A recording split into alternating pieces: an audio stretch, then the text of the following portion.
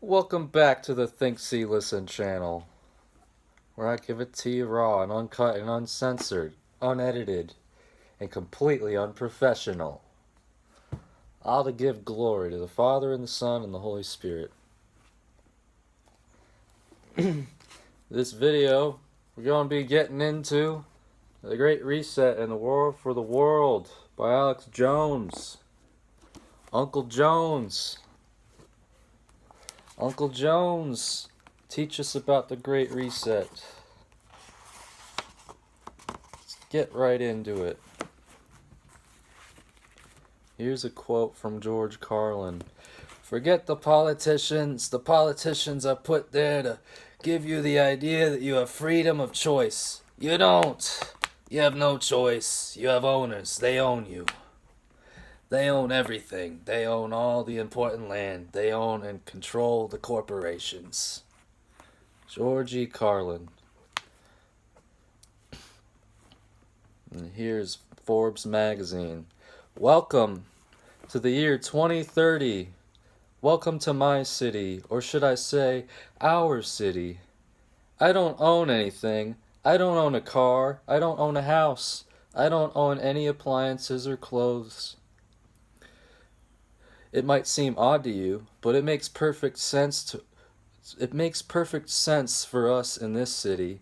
Everything you considered a product has now become a service.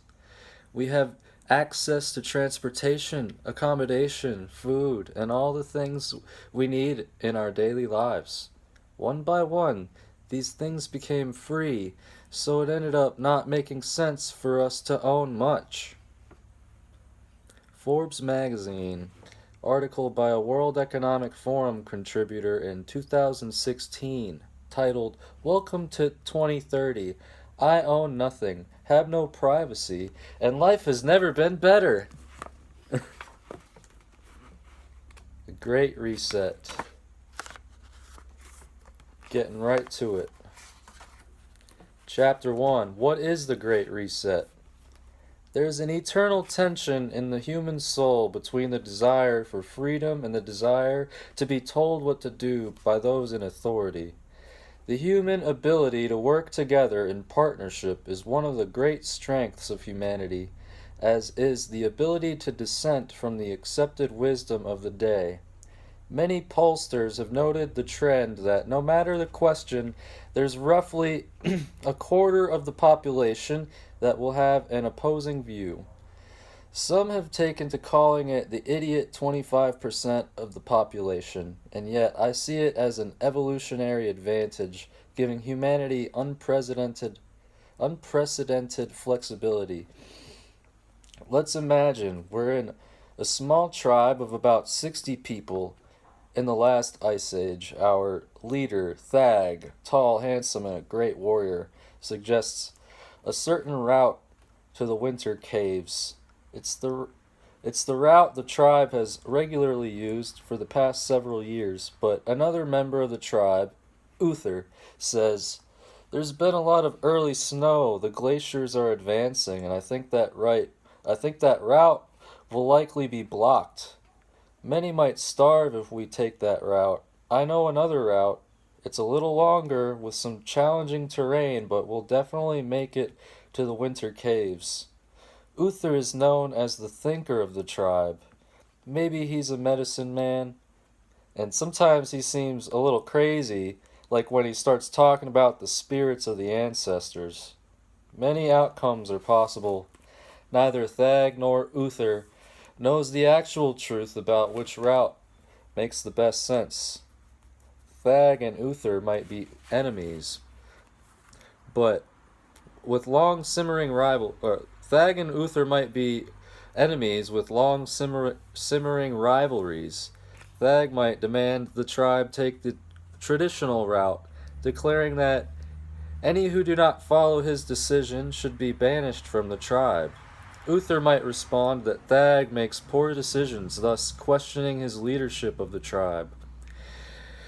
Maybe there are 10 or 15 people who side with Uther, and they take the alternate, longer route to the winter caves. The group following Thag all die, but the small band led by Uther survives. Maybe the group led by Uther, being much smaller in size, meets with another tribe who wipes them out. The tribe survives, but whether it's Thag's or Uther's group that survives, the community is greatly weakened. However, maybe Thag and Uther are the best of friends, respecting the strengths of the other while all understanding the weaknesses. Uther understands that persuading Thag is the best chance to understand the survival of... Uther understands that persuading Thag is the best chance to ensure the survival of the greatest number of their people, and Thag understands that some of Uther's crazy ideas have resulted in unprecedented success. They talk and come up with a plan. They'll start the trek to the winter caves on the traditional route, but send their fastest runners ahead to make sure the path is open. If the traditional route is blocked, at the early stages of the journey, it will be easy to take a detour and switch to Uther's route. That is how the strongest tribes are created, by talking through disagreements and coming up with better plans. This is not what we are doing in our world today. For those readers who are more religiously minded, you might ask, what does the Bible say about the proper role between rulers and the people? You might be surprised to learn that one of the earliest books of the Bible, the book of Samuel, takes a very dim view of rulers, especially kings. The book of Samuel takes place after the Jews have fled Egypt in the Exodus and reestablished themselves in Israel. At this time, Israel has no king, but instead had judges who would settle issues brought before them.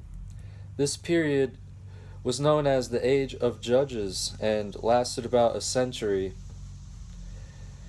In his old age, Samuel appointed his sons judges over Israel. His firstborn was named Joel. His second son, Abijah, they judged at Beersheba. His sons did not follow his example, but sought illicit gain and accepted bribes, perverting justice. Therefore, all the elders of Israel came in a body to Samuel at Ramah and said to him, "Now that you are old and your sons do not follow your example, appoint a king over us, as other nations have to judge us." Samuel was displeased when they asked for a king to judge them.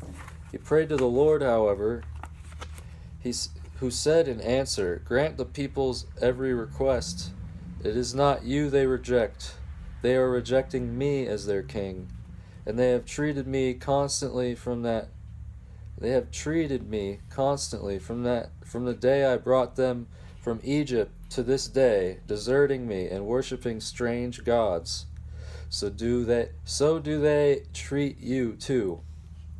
Now grant their request, but at the same time warn them solemnly and inform them of the rights of the king who will rule over them." Samuel delivered the message of the Lord in full to those who were asking him for a king. He told them, "The rights of the king who will rule you will be as follows. He will take your sons and assign them to his chariots and horses, and they will run before his chariot. He will also appoint from among them his commanders of groups of 1,000 and of 100 soldiers. He will set them to do his plowing and harvesting, and to make his implements of war and the equipment of his chariots.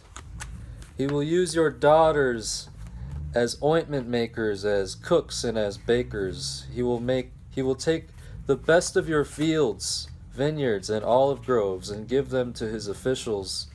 He will tithe your crops and your vineyards, and give the revenue to his eunuchs and his slaves.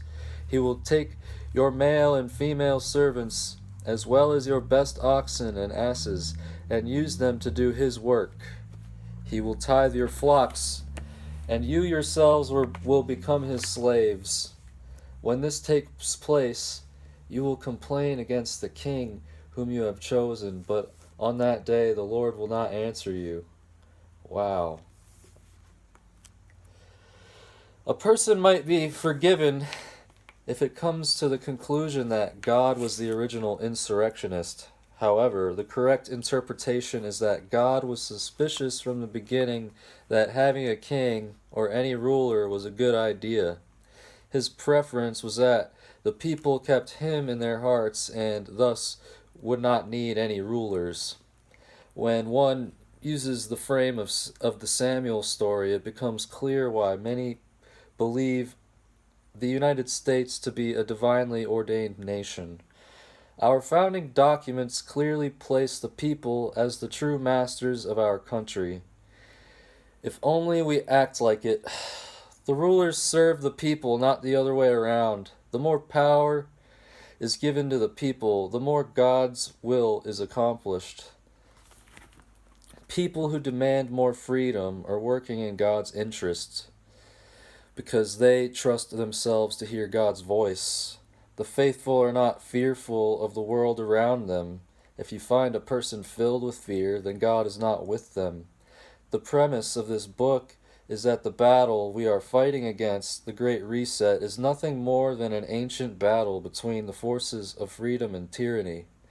And yet, the critical piece of this fight is not found with those who are publicly advocating for our historic freedoms or among those advocating for greater governmental control of your life. The battle is won or lost by you, the public, deciding whether you want freedom over your life and decisions or more governmental control. Before we get to the Great Reset, we should ask the question, who is the most well-known advocate? That designation must surely belong to Klaus Schwab, founder and executive chairman of the World Economic Forum. This is how Schwab was described by Mark Benioff, chairman and CEO of the software company Salesforce, in the foreword of Schwab's 2016 book, The Fourth Industrial Revolution. Fourth Industrial Revolution. As the founder and executive chairman of the World Economic Forum and its internationally renowned annual meeting in Davos, Switzerland, Klaus Schwab is uniquely placed to synthesize the experiences and views of leading global economic and technological experts, leaders of the world's largest businesses, and the perspectives of government and civil society representatives into a panoramic view of the challenges ahead. That's a helpful piece of information if you think the attendees at the World Economic Forum held every year in Davos, Switzerland, have an accurate view of what's happening at the street and neighborhood level of their respective countries. You're likely to be impressed by Schwab's credentials. If you believe the wealthiest individuals of every country are somewhat clueless about what's genuinely going on in their countries, perhaps blinded by their expensive cars, enormous mansions, kids with drug problems, and private jets which spew an enormous amount of carbon into the atmosphere as they globetrot every year to Davos, Switzerland.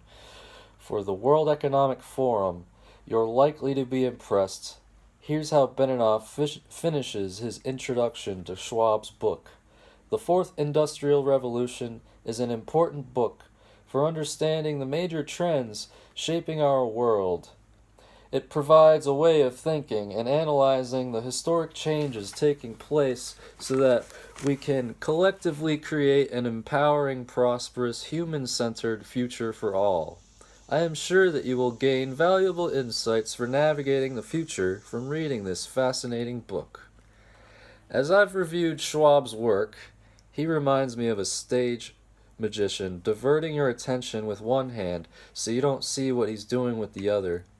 It's easy to be fooled as Schwab is comfortable with the kind of gee whiz, ain't it cool, upbeat pop psychology business books that were once so popular.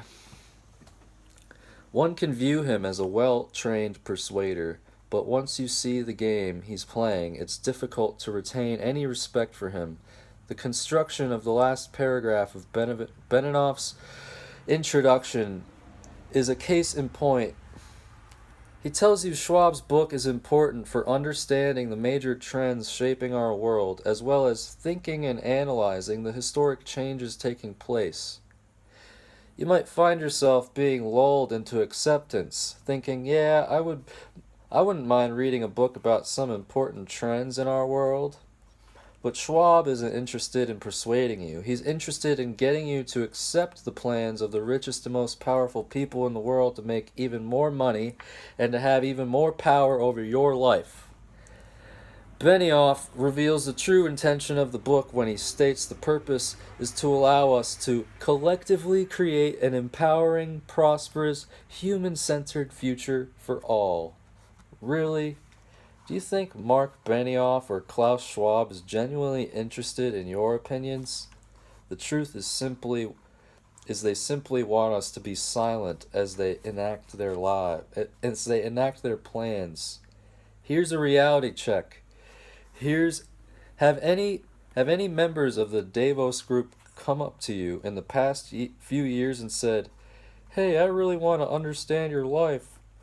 Can we talk for a couple hours? I'll give you my email and cell phone number in case you think of something later." I doubt it. Let's jump into the words of Klaus Schwab with the very first paragraph of the introduction of the Fourth Industrial Revolution. Schwab wrote, "Of the many diverse and fascinating challenges we face today, the most intense and important is how to understand and shape the new technology revolution, which entails nothing less than a transformation of humankind. We are at the beginning of a revolution that is fundamentally changing the way we live, work, and relate to one another. In its scale, scope, and complexity, what I consider to be the Fourth Industrial Revolution is unlike anything humankind has experienced before. Are you ready for an exciting journey, boys and girls?" One almost expects Schwab to tell us how to get in touch with our sixth chakra and access our inner child. However, beneath the breathless, flowery language, he makes it crystal clear that this is about the transformation of humanity. How does that strike you? Ready for the transformation? You probably didn't realize that was part of the deal. The thorn of totalitarianism is hidden among the rose-colored language of Schwab. Can you find the thorn? We are witnessing profound shifts across all industries, marked by the emergence of new business models, the disruption of incumbents, and the reshaping of production, consumption, transportation, and delivery systems. On the societal front, a paradigm shift is underway in how we work and communicate, as well as how we express, inform, and entertain ourselves. Equally, governments and institutions are being reshaped as our systems of education, healthcare, and transportation, among many others. New ways are using technology to change behavior, and our systems of production and consumption also offer the potential for supporting the regeneration and preservation of natural environments rather than creating hidden costs in the forms of externalities. Let's count the number of subtle calls to increase control over your life constrained in that single paragraph. We've got the profound shifts across all industries, which will lead to the disruption of incumbents and reshaping of production, consumption, transportation, and delivery systems. And let's not forget the blatant lies they tell, like leading you to believe they want incumbents to be disrupted. They are the incumbents. They are doing this so they don't get disrupted. They want a front row seat with their hand on the wheel as they reshape production, consumption, transportation, and delivery systems.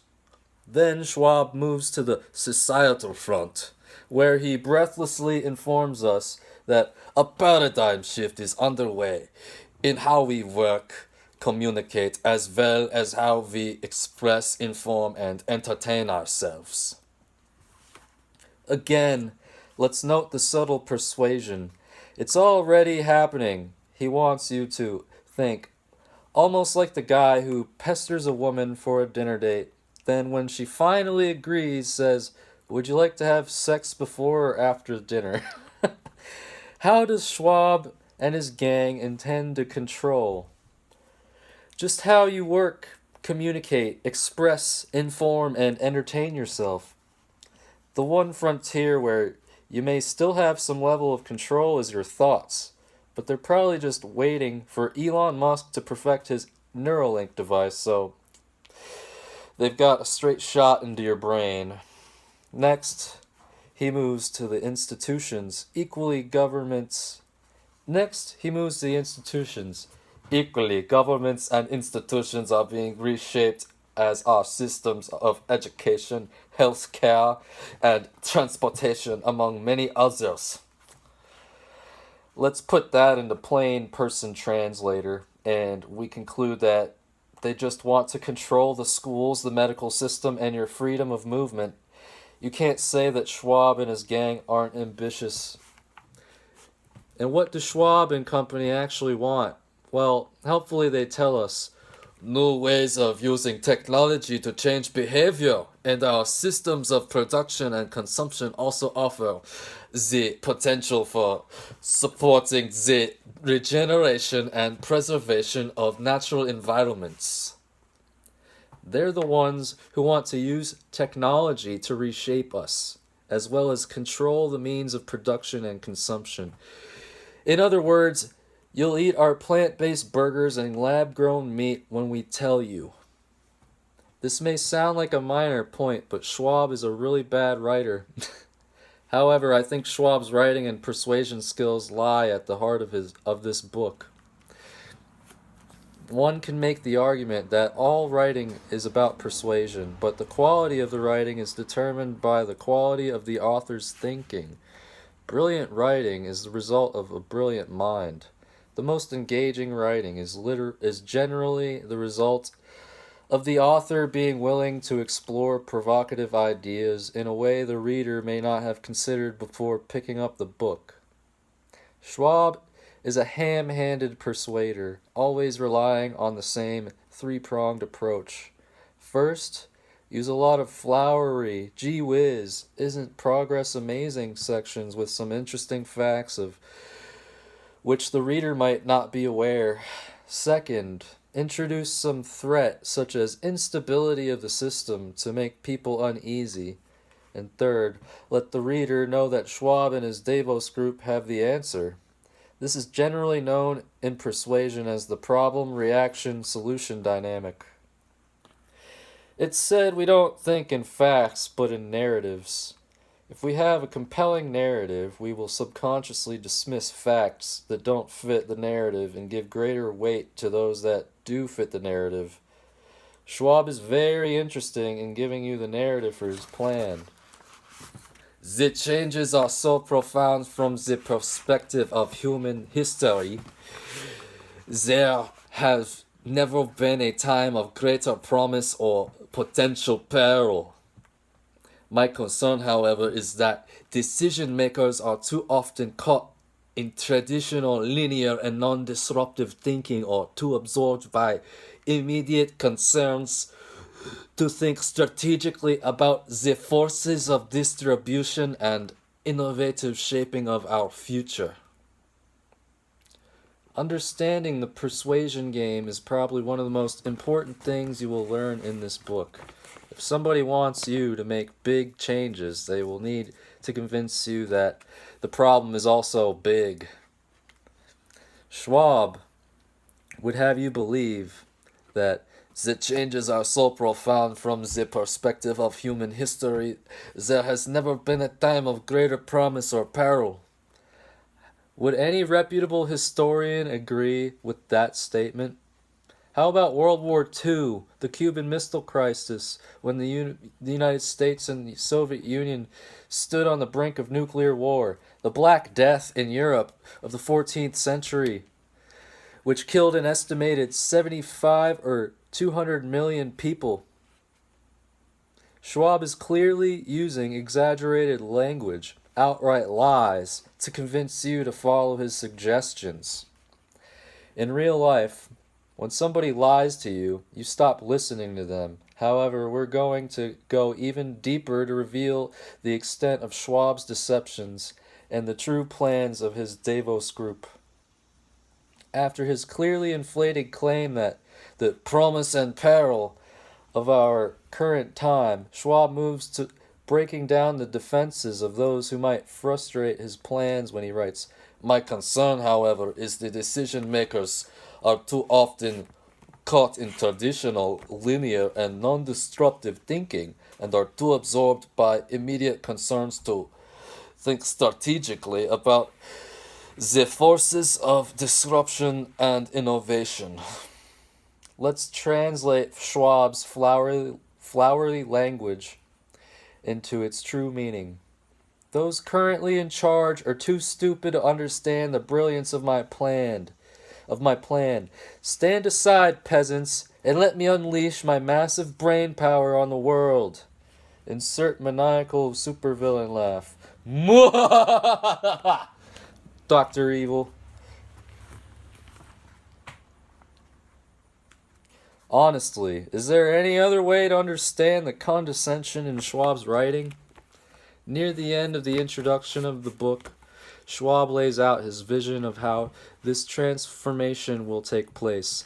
The fundamental and global nature of this revolution means it will affect and be influenced by all countries, economies, sectors, and people.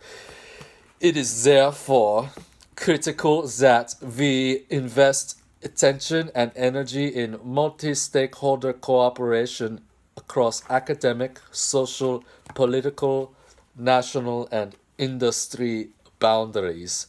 These interactions and collaborations are needed to create positive, common, and hope-filled narratives, enabling individuals and groups from all parts of the world to participate in and benefit from the ongoing transformations. This is not a revolution that is starting at the grassroots among the proletariat.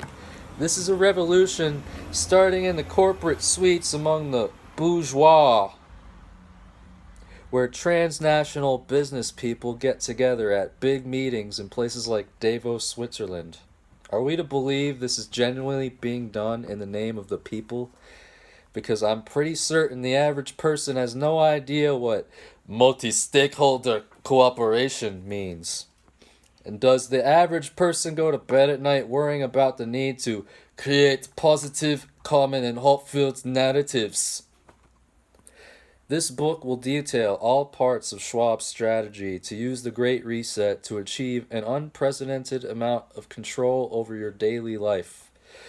This genuinely is a war for the world. It is a war to control the future of human development and capture control of the human species.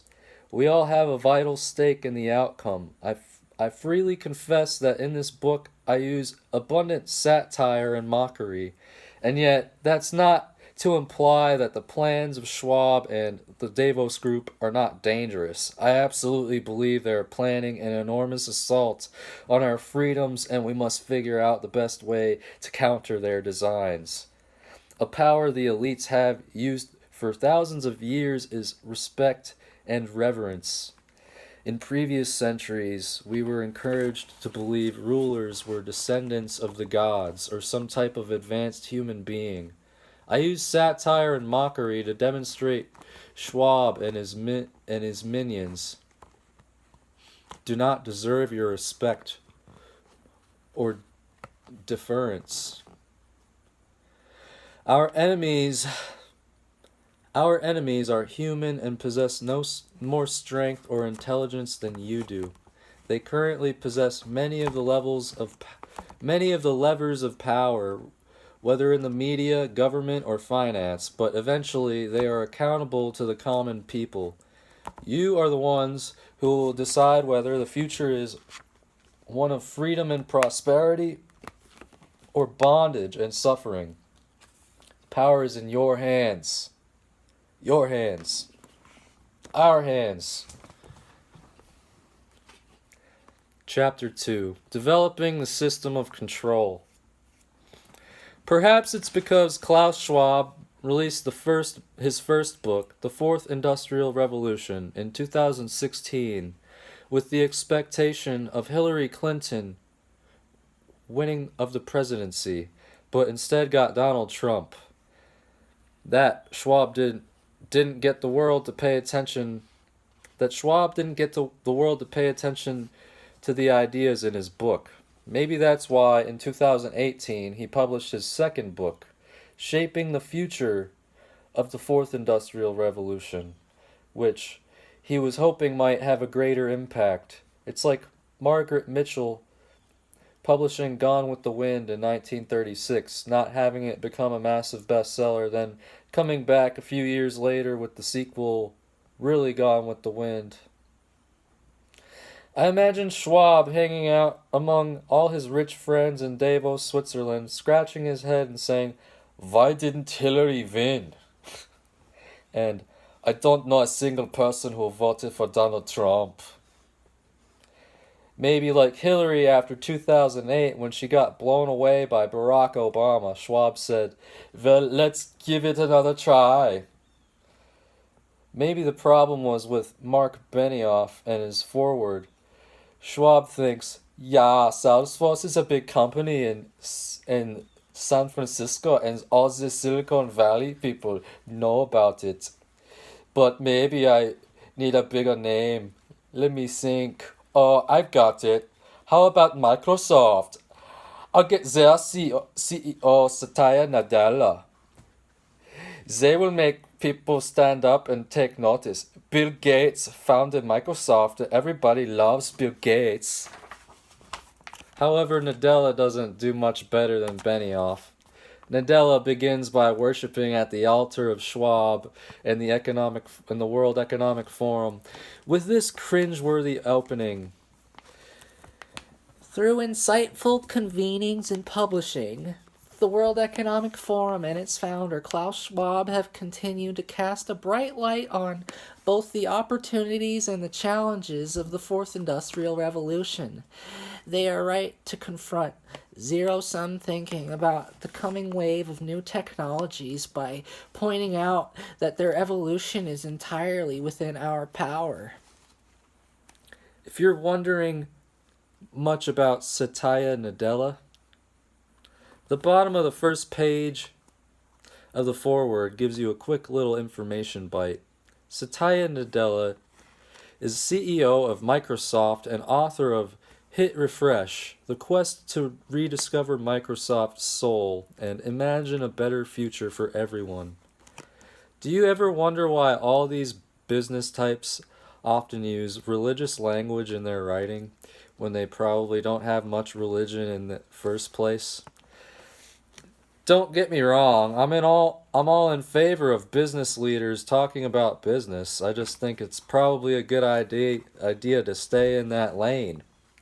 As I read these books, many of the so-called business leaders strike me as nothing more than overachieving high school students who want to show the principal how much better they understand the school than anybody else. Then, when the principal is sufficiently impressed, asked to be appointed to student council rather than go through the messy work of being elected by the student body. Here's a sample of this thinking from Nadella.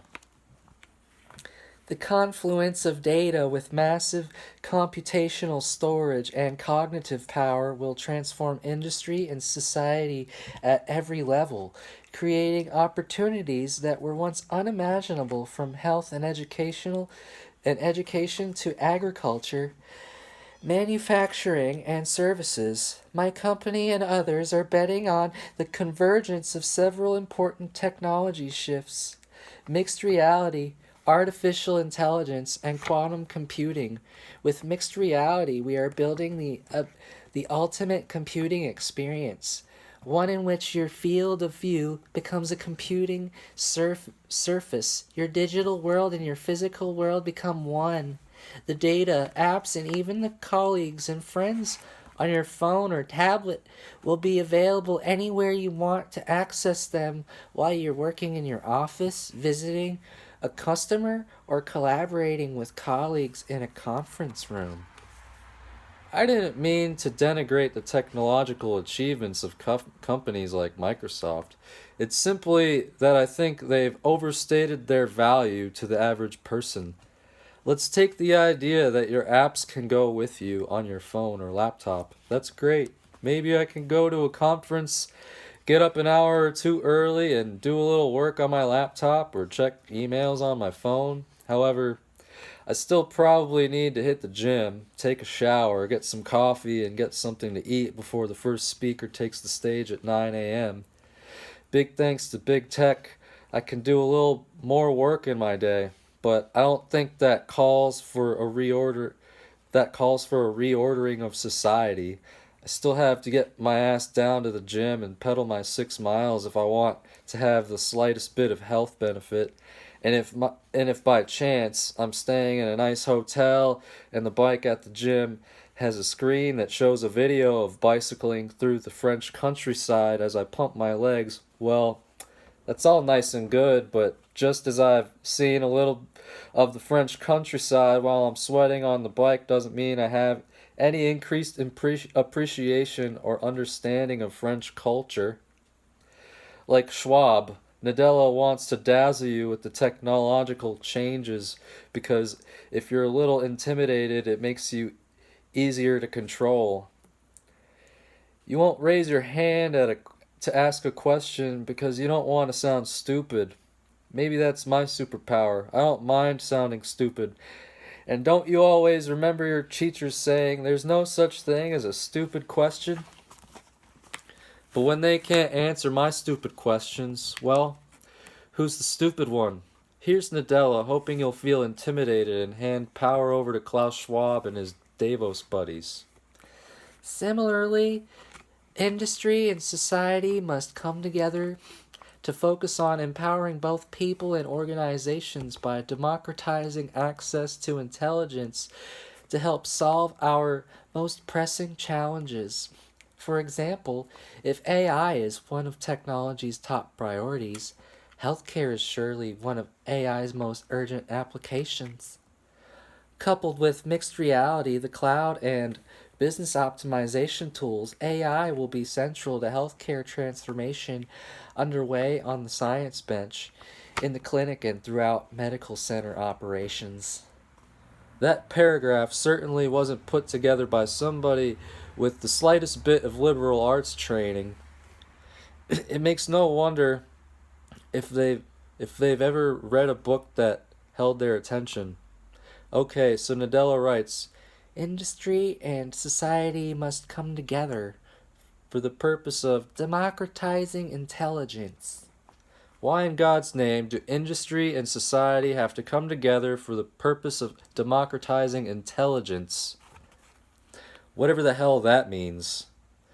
Does some homeless person in Los Angeles hold one of the hidden keys to artificial intelligence? Is there some third grader in Wisconsin who, if we could just get her to accept the need to democratize intelligence, all would be good in the world? Alright, I accept that good health care is a priority. What do we know about good health? Don't be overweight. Eat a healthy diet. Exercise. Have good social relationships. On that last point, good social relationships, I suggest you read what Malcolm Gladwell has written about their importance in a short essay titled The Rossetto Mystery. Here's the anomaly about this small Pennsylvania town, first noticed by a man named Stuart Wolf in the 1950s. Wolf was a physician. He studied digestion and the stomach and taught in the medical school at the University of Oklahoma. He spent his summers on a farm in Pennsylvania not far from Rossetto. Although that, of course, didn't mean much, since Rossetto was so much in its own world that it was possible to live in the next town and never know much about it. One of the times when we were up there for the summer, this would have been in the late 1950s, I was invited to give a talk at the local medical society. Wolf said several years later in an interview, after the talk was over, one of the local doctors invited me to have a beer, and while we were having a drink, he said, "You know, I've been practicing for 17 years. I get patients from all over, and I rarely find anyone from Rosetta under the age of 65 with heart disease." This was a shocking find to Wolf, as in the late 1950s, heart attacks were the leading cause of death for men under the age of 65. How could heart attacks be so rare in this small Pennsylvania town, populated mainly by immigrants from a small town in southern Italy? The researchers looked at genetics, food, and exercise and could find no correlation.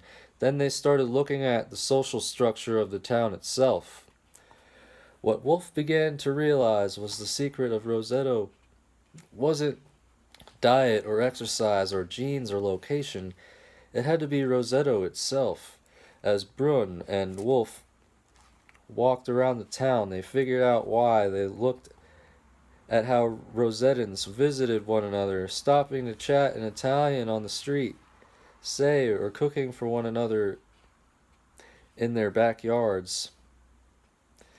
They learned about the extended family clans that underlay the town's social structure. They saw how many homes had 3 generations living under one roof and how much respect grandparents commanded. They went to Mass at Our Lady of Mount Carmel and saw the unifying and calming effects of the church. They counted 22 separate civic organizations in a town of just under 2,000 people. But Nadella doesn't want to talk about things like a good weight, healthy diet, exercise, and positive social relationships. Instead, he wants to talk about individual variability in genes, immunological systems, and lifestyle for each person. all of those are worthy subjects of study, but why does that require us to reorder our society into some technocratic theocracy? And where is there any discussion about the quality of our social connections? How many people do we interact with in a positive way during a typical day? The world Schwab and Nadella want to create is devoid of these connections, and as a result might be the unhealthiest society ever devised by the mind of a man. Finally, Nadella moves on to the close, which is where he wants you to disarm the people of their skepticism, because if you trust them, you'll let them do things you wouldn't otherwise let them do. Finally, trust in today's digital world means everything. In every corner of this world, we need a revitalized regulatory environment that promotes innovative and confident use of technology. The biggest problem is antiquated laws that are ill-suited to deal with contemporary problems. The prescient topics explored in this book, coupled with the dialogue it sparks at the World Economic Forum gatherings, are vital contributions to understanding and solutions. The potential benefits are unprecedented, and this book concludes public-private leadership are essential. Nadella is a smart man. He didn't get to his position at Microsoft by being an idiot. Maybe he got there by being a yes man, but certainly not because he wasn't smart. Like any good general, he understands the strengths and weaknesses of his own side as well as those of his enemy. Nadella understands that his side and these technological wonders created by his engineers, that is a great advantage. What Nadella realizes he lacks is support for a great restructuring of society. In order to implement his plans, he needs to get you to trust him. Think about trust in your own life. Many Catholics have been horrified in recent years to learn of the sexual abuse of children by trusted members of the clergy. In hindsight, the trust these parents placed in their clergy members is difficult to understand. However, these were supposed to be men and women of God who lived in fear of their eternal souls. It was difficult for many to reconcile this idea with the wickedness of some supposed people of God. Trust is not something we give people in the absence of a robust system of transparency and accountability. There have been too many examples in history when trust has been misplaced. Nadella wants to repeat the mistakes of the past when he writes, "The biggest problem is antiquated laws that are ill-suited to deal with contemporary problems." Could you imagine the government creating a new child care program where they told you that you wouldn't observe the facilities could you imagine the government creating a new child care program where they told you that you couldn't observe the facilities or examine the credentials of the people running the facility? Parents would stage a revolt. But Nadella just wants you to trust him with these technological changes. Like Schwab, Nadella wants to close the deal with you, promising the enormous benefits while downplaying the risks. Because if they need to get your consent, they're not going to tell you about the club they've got hidden behind their back if you protest. The hidden club is contained in the sentence, "The potential benefits are unprecedented in this book, and the potential benefits are unprecedented, and as this book concludes, public-private leadership and partnership are essential." Here's the perspective I'm going to take about this sentence. Every time you hear the expression public-private or partnership, I want you to replace it with the word fascism. Because you see, fascism, as practiced in both Mussolini's Italy and Hitler's Germany, was public-private partnership. This is how fascism differs from communism. The communists seized the means of production and tried to run these industries. They didn't do a good job. Mussolini and Hitler had a different idea. Government and big business were both powerful entities. A battle between these two groups would be unproductive, as communists found out to their dismay. But instead of a fight, a cunning leader might understand that a deal could be made. Big business leaders don't like workers who agitate for better working conditions and higher pay. As a first step, Mussolini and Hitler broke their labor unions. Once the workers were disarmed, the leaders were free to attack other countries and do what they wanted with their own dissidents. Whenever you hear the word public-private, I want you to translate it in your mind as a promise that the government will not hesitate to attack the people if they protest against the plans of big business. In the preface of his second book, Schwab also begins by talking about trust. The cloaked language he uses makes one wish to have been a fly on the wall among the Davos elite when Trump was elected in 2016 and the years that followed. They must have been falling all over themselves, wondering whether Trump and his skepticism were the disease or simply a symptom of something much larger that threatened or undermined their plans. Public trust in business, government, the media, and even civil society has fallen to the point where more than half of the world feels the current system is failing them. The widening gap in trust between those in the country's top income quartile and the rest of the population indicates that social cohesion is fragile at best and very close to breaking down at worst. It is the precarious political and social context that we face both the opportunities and the challenges of a range of powerful emerging technologies from artificial intelligence to biotechnologies, advanced materials to quantum computing that will drive radical shifts in the way we live and which I have described as compromising the fourth industrial revolution. In the middle of the first Trump term, Schwab and his Davos crew must have been nervous. According to Schwab, the bottom 75% of the country thinks that the top 25% is screwing them. They understood that things were very close to falling apart, which is why he wrote, "Social cohesion is fragile at best." This isn't me talking. This is Klaus Schwab in 2018. But Schwab is nothing if not persistent.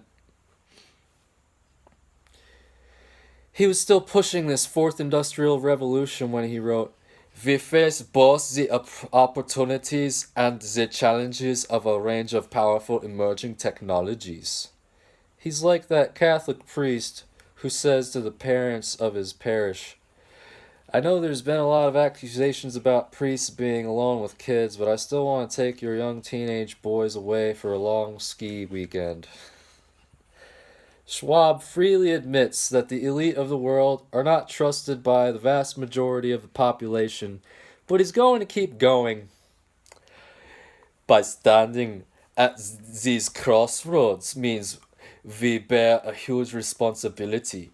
If we miss the window of opportunity to shape new technologies in ways that promote the common good, enhance human dignity, and protect the environment, there is a good chance that the challenges we experience today will only be exacerbated as narrow interests and biased systems further entrench inequalities and compromise the rights of people in every country. The audacity of Schwab is genuinely breathtaking. The Davos Group members are the elite 1% of the world. If there has been a problem with income inequality, human dignity, or degradation of the environment, it's the fault of the 1%. It's a little like the main suspect in a murder being detective of the crime. That might make for an interesting movie, but should always remain in the realm of fiction. Those who cause these problems should not be driving the solution. Schwab lets you know that his brain trusts he relies on are the very people who created this mistrust among the population.